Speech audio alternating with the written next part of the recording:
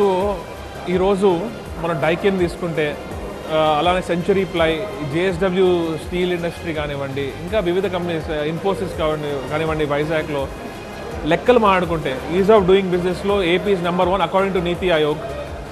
According to Niti Aayog, AP has got the highest number of investments after Gujarat and Maharashtra.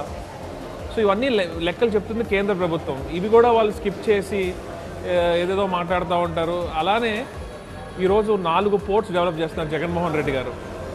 ఉట్టి IT industry మీద depend అయితే మనకి కుదరదు. ఎందుకంటే ఈరోజు ఎంతోమంది ఐటీ జాబ్స్ లూజ్ అవుతున్నారు. ఎందుకంటే బికాజ్ ఆఫ్ ద రిసెషన్ కానివ్వండి, కోవిడ్ ఎఫెక్ట్, ఆఫ్టర్ ఎఫెక్ట్స్ కానివ్వండి, వీటి వల్ల IT industry is going down.